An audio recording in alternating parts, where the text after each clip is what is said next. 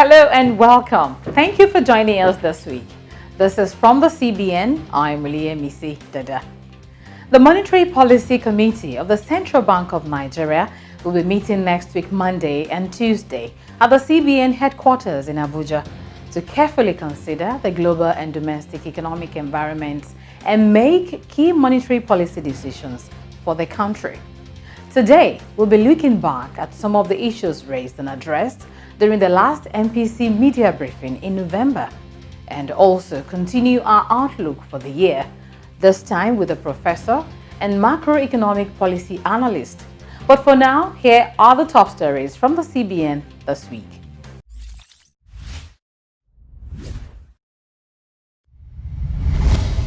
About 300,000 metric tons of maize are soon to be released into the Nigerian market from strategic anchors under the Anchor Borrowers program of the Central Bank of Nigeria. This is expected to reduce the current price of maize from 155,000 naira per metric ton to about 120,000 naira per metric ton in days to come. The anticipated release follows moves by the CBN working with the Nigeria Customs Service in the last quarter of 2020 to facilitate import waivers for 4 agro-processing companies to import 262,000 tons of maize to bridge the shortfall in production and augment local production. Prior to this, President Muhammadu Buhari had approved the release of 30,000 tons of maize from the National Strategic Grain Reserve to support the Poultry Association of Nigeria at a subsidized rate. Key players in the sector have attributed the current shortfall in maize availability to insecurity around the major producing states, activities of middlemen who hoard the grains, droughts in some places, cash flow problem of farmers which compel them to collect cash from buyers ahead of production, and the buyers who then sell in neighboring countries for higher prices. The CBN has issued the framework for regulatory sandbox operations in the country. The framework details the requirement for the conduct of live tests on innovative products, services, and other solutions in a controlled environment. Consequently, the CBN shall review the products and solutions of applicants during its implementation. In a circular to all deposit money banks, mobile money operators, and payment service providers published on its website on Monday, the CBN assured that the move was in continuation of efforts at building a financial services sector that promotes stability, foster innovation, and deepen financial inclusion. That's the news.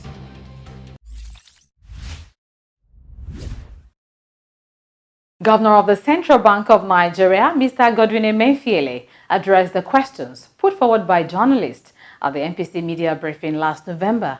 Questions were asked about whether the CBN would continue with its efforts at cushioning the effect of the COVID-19 pandemic, steps being taken to exit recession, controlling inflation, and more. Here's the governor's response.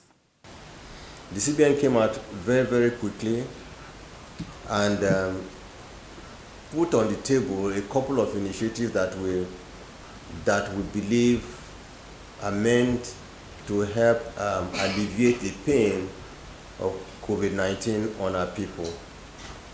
First, we talked about how the banks should restructure their facilities, how interest rates should come lower, particularly for CBN interventions, and how repayments could be spread for those who are owing banks so they have some more respite given that their cash flows have been badly affected.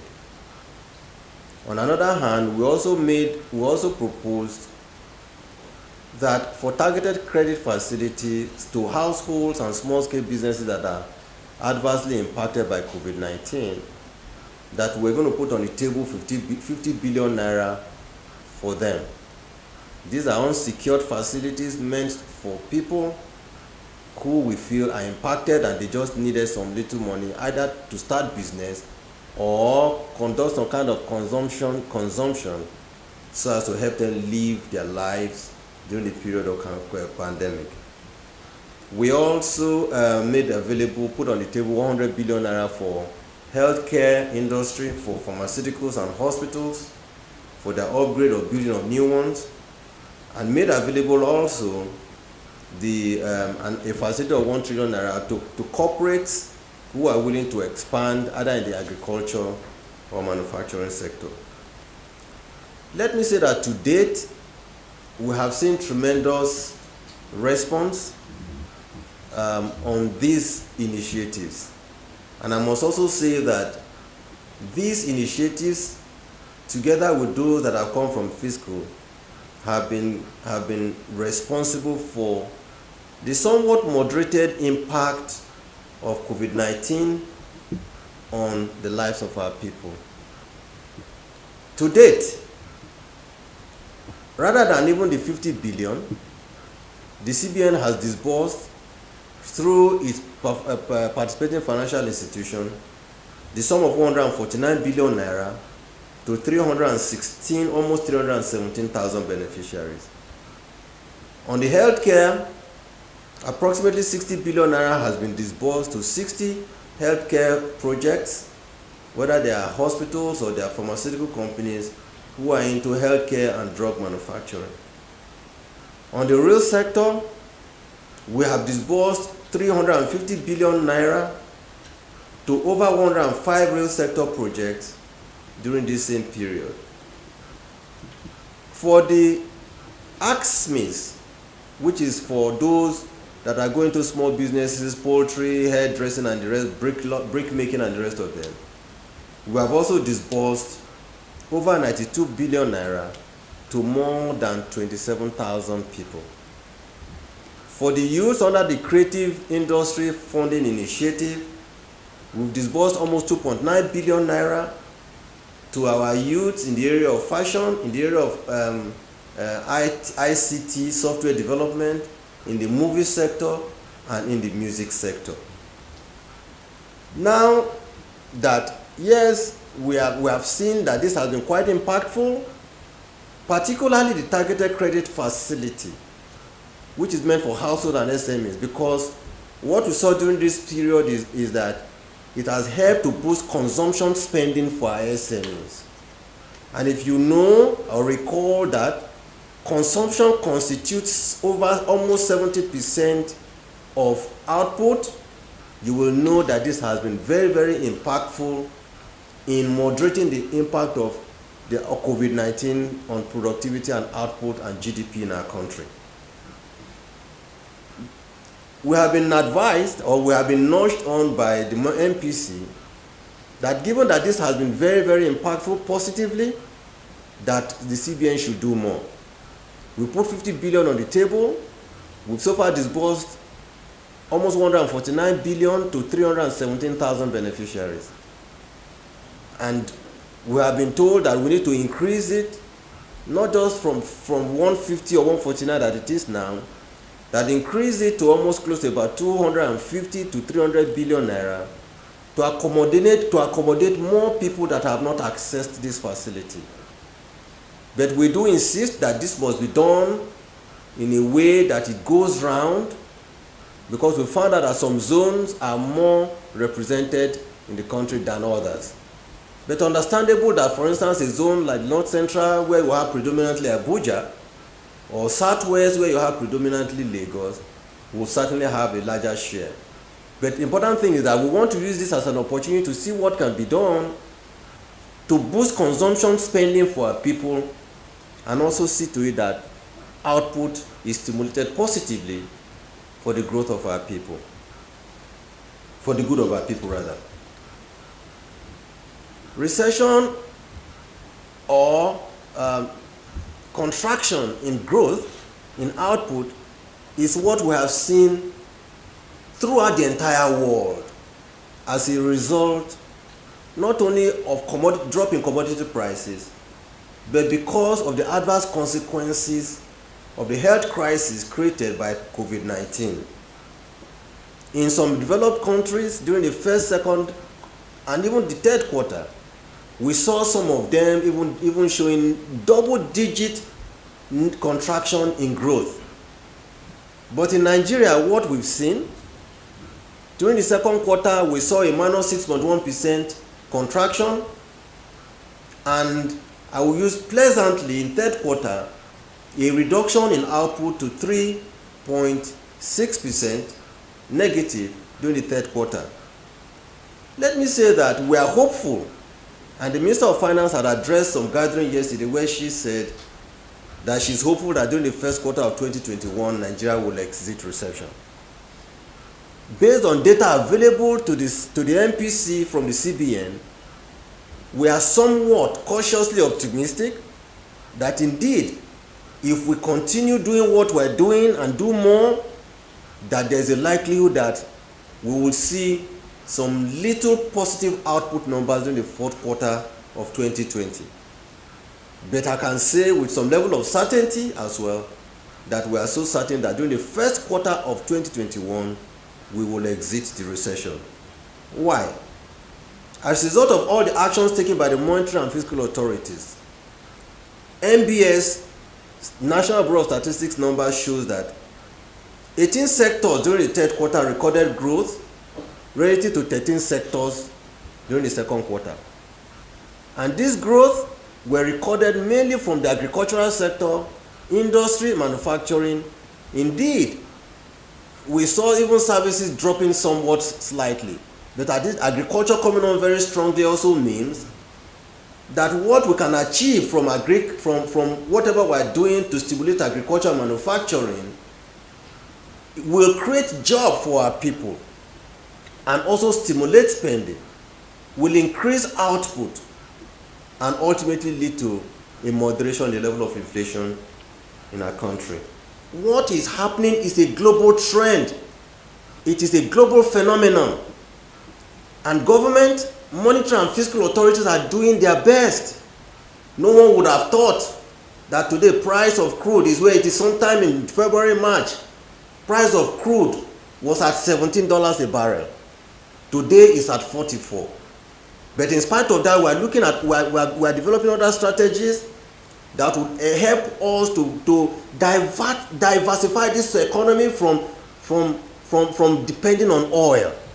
And that's why you could see from the numbers, non-oil sector contribution to growth has increased, while crude oil contribution has reduced. And that is what we need to continue to do. We need to continue to tell people that Nigeria should be a country with the highest population in Africa, a country with the highest GDP in Africa, should not be a country that sneezes when crude price drops. We are not in control of price. We are not in control of quantity. What kind of people are we that we would allow exogenous factors to determine the prosperity of our nation? This is time that we as Nigerians must think about diversifying the base of our economy. One way Nigeria has survived on agriculture before we found oil. And there is no need reinventing the wheel. We just need to go back to agriculture. Embrace the expansion in manufacturing and industrial output. Because that, as far as we are concerned, is the way ahead and road ahead for Nigeria.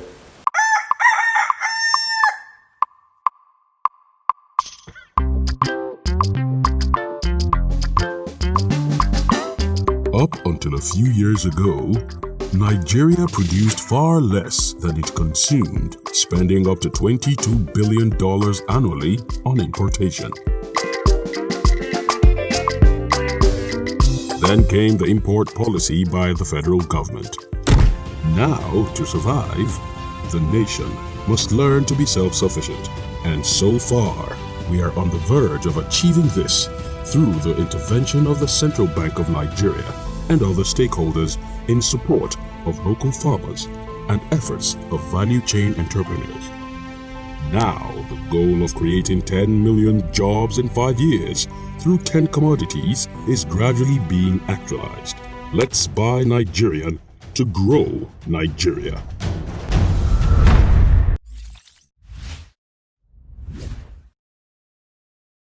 As we look forward to the decision of the Monetary Policy Committee next week, I spoke with a macroeconomic policy analyst, Professor Ken Ife, on the economic prospects of Nigeria this year.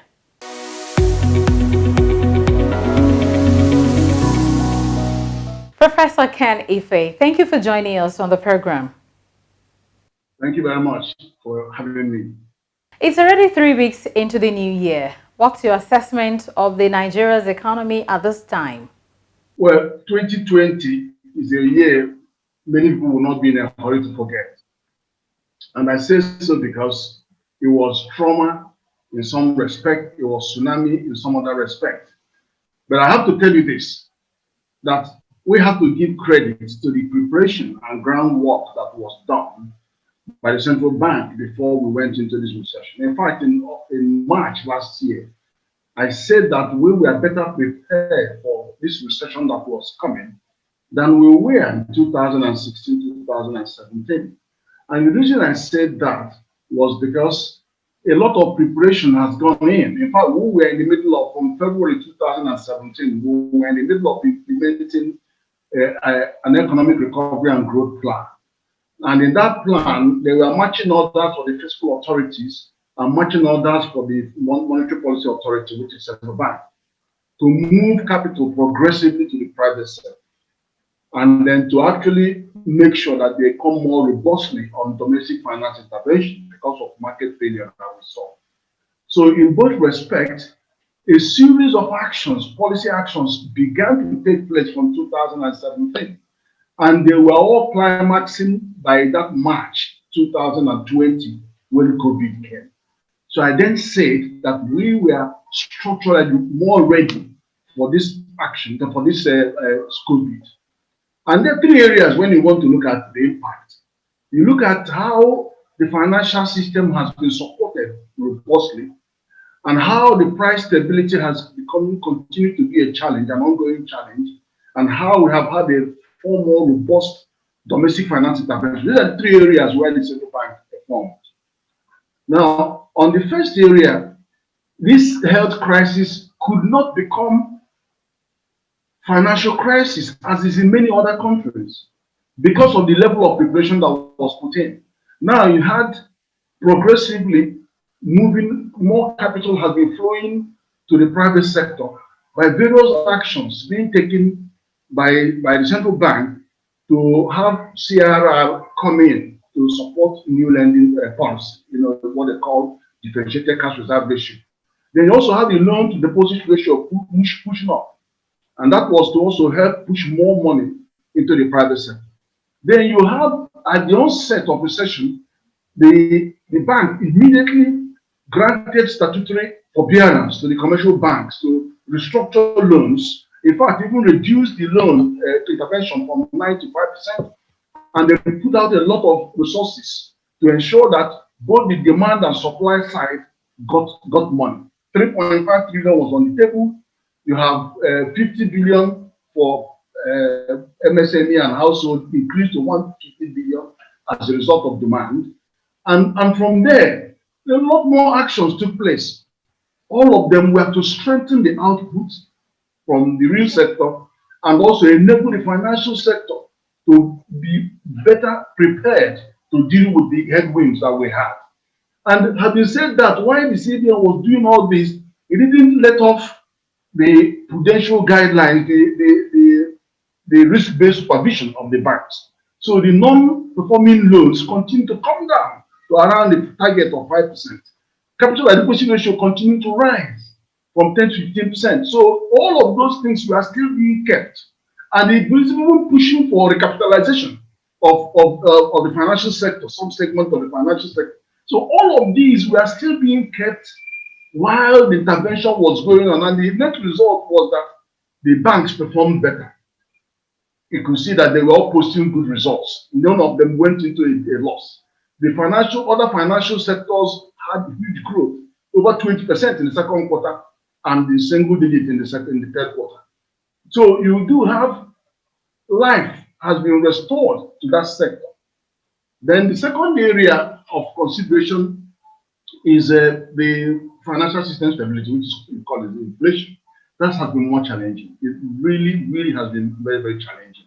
Because of course, it began from the whole story about not having enough foreign exchange, and then for obvious reasons, because the immediate impact of the COVID was that we didn't have enough money. The revenue dropped to about 60%. The crude oil, which accounts for 90% of our foreign cash coming in, dropped from $57 to $20. And then also output dropped from 2.1 million barrels a day to 1.3 million barrels a day. So all of this cumulative impact was that there was shortage of funds. And then, of course, the bank was forced to adjust currency.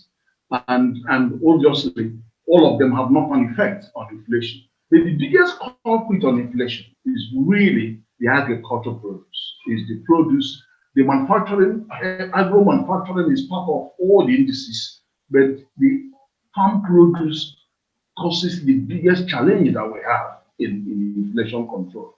There's no magic one from monetary policy on inflation control right now, but we're going to see how it goes in the next meeting of the MPC. All right, as we know, the Monetary Policy Committee of the Central Bank of Nigeria will hold its first meeting of the year next week, Monday and Tuesday. What are your expectations with regards to the interest rates and other monetary policy parameters? Well, the thing is that normally, I would expect them to stay still because there are so many balls in the air. There's so many balls in the air. Remember now that not only that we have liquidity in the private sector, there is also a huge number that are unbanked and a lot of money that are out of circulation. So that challenging the effectiveness of using the monetary policy rate to rein in inflation is very, very tough. Now, capital market has benefited, as you saw, making Nigeria rank #1 in Bloomberg last year because the capital market benefited from the excess liquidity in the private sector. But you see, the challenge there is this, which is why it's a problem for the monetary policy. The challenge there is that if the money going into the stock market is being invested in production, then that's fine. But you can't guarantee that. And if that is not happening, then there's a bubble going to burst soon. That means that there's an overvaluation of the capital market. If that money going in there now, surging in there, are not going to productive forces, then it's going to create a bubble.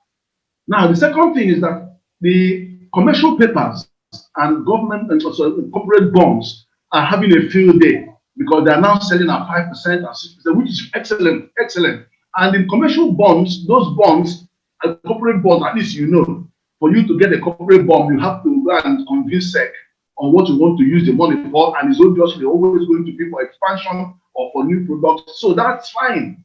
So let's have more going in there because they are going to add to productive capacity. They are going to lead to real growth.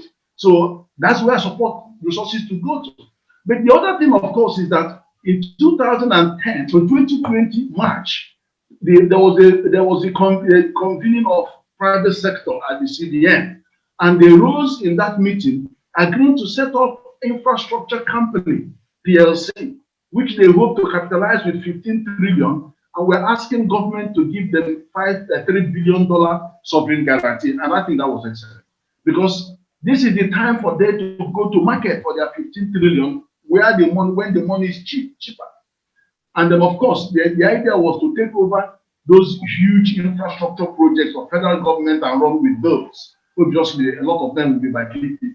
So that is the whole thing, and that is where the government will get the relief it's looking for and can focus on social inclusion, education, health, working with state governments, agriculture support. So there are more things for the federal government to do, and then of course the privatization programs can come on stream. So these are the things that you must be asking government to do this now.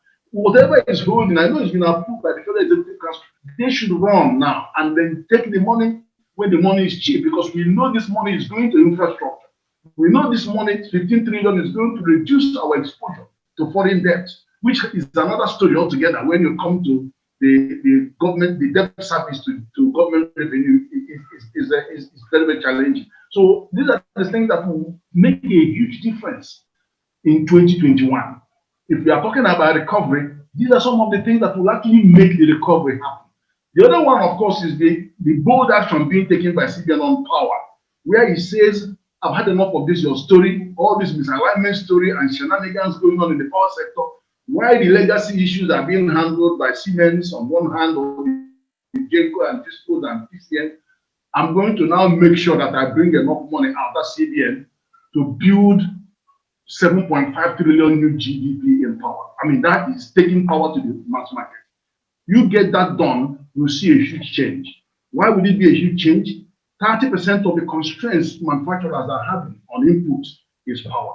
20% is transportation. So if you can crack this, then you create a solid foundation for Nigeria to enter into FCT and to recover faster than anybody would think. Why is this? 90 million MSMEs in Africa, 44.5 million of them come from Nigeria. Why would Nigeria have 50% of MSMEs in Africa when we only have 18% of the population and when our GDP is only 18%? It tells you that Nigerians are the big entrepreneurs in the region. Entrepreneurship is a latent competitive advantage for Nigeria. And measures like what we are seeing in power now, taking solar to off-grid, mini-grids, and get everybody and anybody can get into solar, means that we are laying a new foundation for our infrastructure. So they should go on with this. And that is what can turn this recession into a rapid growth profile for the country, and then also make us better ready to take advantage of the AFCTA. All right, we'll leave it there for now. Thank you very much, Professor Ken Ife, for your time. Thank you. Thank you very much.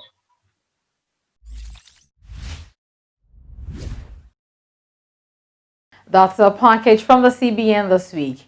Remember that the economic intervention schemes of the Central Bank of Nigeria are still ongoing.